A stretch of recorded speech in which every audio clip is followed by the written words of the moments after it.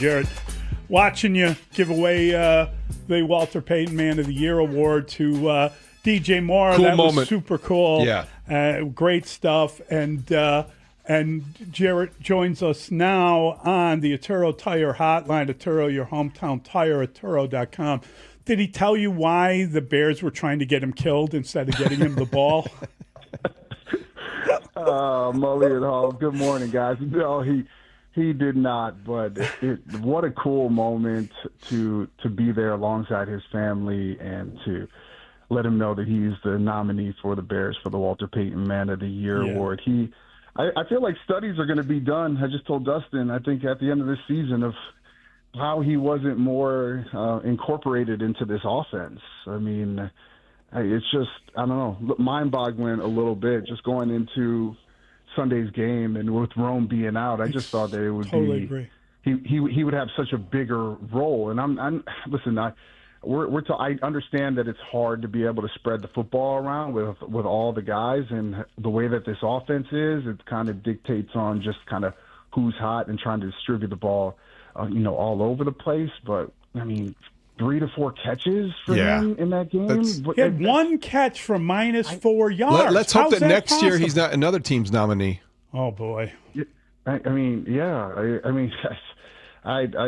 other team's nominee, that dude was throwing off his back foot and explosive plays, and after the interception, I was thinking, holy cow, maybe this is what we were talking about, David, last week, where you don't know which Jordan Love you're going to get, and maybe this is the beginning where he's throws the interception and day goes like awry. Well, didn't happen. I mean, the back end of that defense was having trouble. The miscommunication on the back end was not there, and they exploited that.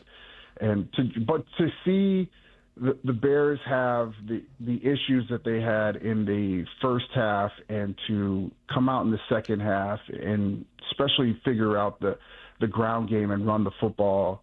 And as much as I kind of dissect of what Ben Johnson is doing and that play with DJ, like all that stuff, I give him a lot of credit for sticking with the run, even though it wasn't working like he was hoping it would in the first half, that he was sticking with it, and they found a way as that Packers defense got a little tired in the second half. They pounded the rock and did exactly what we've seen them do, what we saw them do the week before against Philly. Because of the way they ran the ball, how much did you expect them to continue that on 4th and 1? They didn't. I liked the play call. I thought it was, yes, the one that worked against Philadelphia. Maybe it was a tad predictable, but he was open. But, Jarrett, I think there's a point of view that could be defended. Just run the ball. You just need a yard. You know how I feel, Dave. I mean, I was thinking about it. 4th and 1, what do? You hand it off to one of your running backs if that's the case. Listen, you went out and you invested in your offensive line, especially on the interior, and it's those moments where you put it on their shoulders and on their back, saying we got to get a yard. Like we got to hit a yard to keep this thing going. Let's figure it out. Let's tee up on them.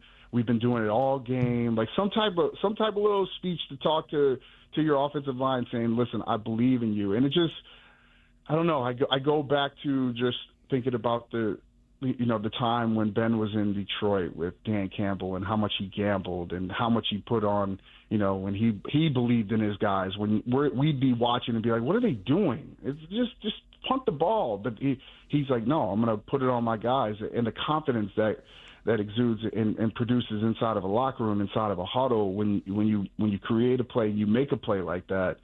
I thought, like, yo, it's big boy football. Like, this is what it's all about. Like, go get a yard. And extend this thing. You got timeouts in your pocket as well. David, I agree with you. When you look at the play and we keep dissecting the play over and over again, because it's everywhere. It's on TV. We aired it last night on GN Sports and WGN, and then on social you see it. I mean, if Keyshawn Nixon goes with DJ and goes with him, like running with him, man, Cole Kmet is wide open. You know what I mean? I mean, he's catching the ball by himself in the back of the end zone. and next thing you know, he's probably putting his hands up, dropping the ball, turning to the crowd, and then hitting a home run like he normally does. So it's that is we can dissect the game and break down that play and what should have happened, what could have happened.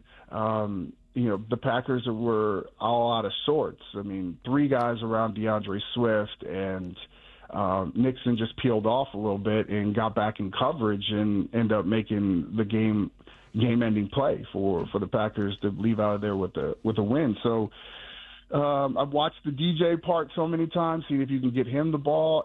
The way we see it from the tape and the copy that we're seeing it from the angle, he looks wide open. On the field, when dudes are running at you and that other angle, that's hard to see. I'm not on the field. Caleb's on the field, and it's very tough. Even though I think that when you're rolling to your left, and we've seen him do that before, throwing rolling to the left side, that was a tough pass.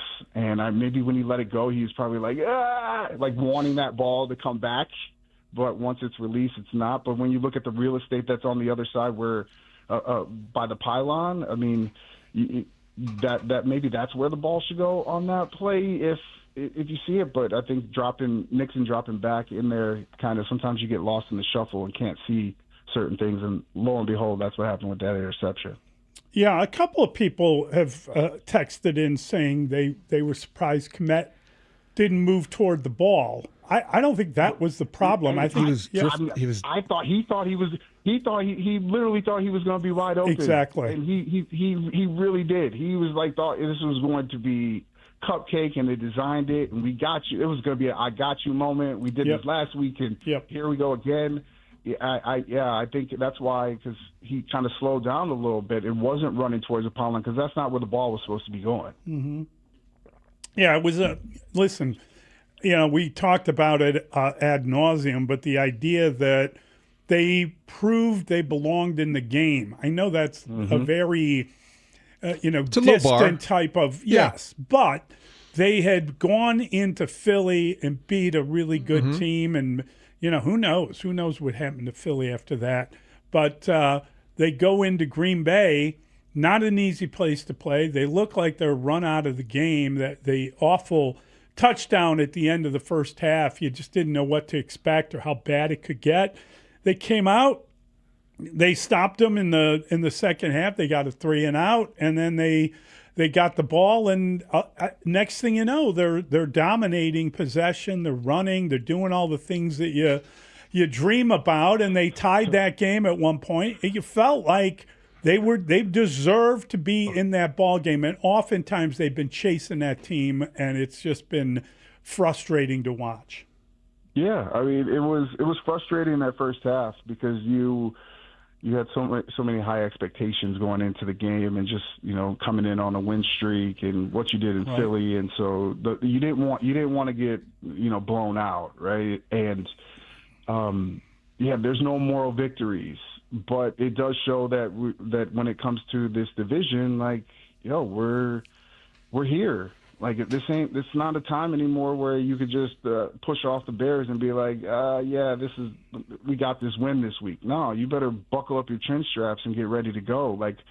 I think the hardest part as fans in watching this thing is what are the struggles? And I think Ben talked about it yesterday, of just getting Caleb going early on in games. He seemed so juiced up on some of those throws early on in the game where they were skying just a little bit. How do you get him to kind of get more in a rhythm early on in the game? And Pat Tomasulo asked me that yesterday morning on the morning show, and I had no words because I don't get it. I don't understand. I don't understand where these struggles are offensively for them. But for Ben, this is his job. This is what he is, the guru. He has to figure this thing out. And I just wonder, does it frustrate him? Is he frustrated at the moment of staying up even more hours of the night trying to figure out how to get his offense going early on, because it's a different ball game. if you can establish the run. And that's why I think I give a lot of credit to him, because I've seen offensive coordinators, offensive-minded guys, once you're down 2 scores, you want to start throwing your way out of it. And right. he was like, we're gonna He's stick patient with the run. Yeah, Exactly. and These offensive guys usually abandon it immediately to throw more. Yeah, I've seen it. I've been a part of it where I'm like, bro, what are we? Yo, I'm in the game plan still. Like, hand the rock off. This is what the game is. This is what the game is built on. And to see that he doesn't get, because that was my biggest issue. And I hate going back to old coaches, but to Matt Nagy was like, yo, once that happened, there was no way he was going back to it. And so the consistency and the willingness to stick with it, because you know it's your bread and butter, and you have trust in your offensive line and your running backs. Gives me a lot of confidence moving forward. And for Caleb, man, Caleb's still a work in progress, man. I think the only thing is man, you see the flashes. Like I feel like we talk about that all the time. I hear you guys talk about it. There are flashes where certain throws, the throw to Zacchaeus, the one to Cole on the sidelines, like, you talk about highlight reels that we're going to be watching over time, like that. Some of those throws are just nasty. I just want to see more of the consistency. If he can find a way to be more consistent, man, he's got the opportunity to be special. It's going to be on him and Ben to kind of figure this thing out with everything from his feet to some of his mechanics. And if they can figure that out, and he's got an opportunity long term to be special. Agree with that, Jarrett. Great stuff this morning. Thanks for joining us. Thanks, Jarrett. Hey, and I might not talk to you guys next Tuesday because the Colts just called me and they dusted off my highlight film from high school. I'm going to get a workout in. Just don't get hurt in warm-ups. You're the best. That's hysterical.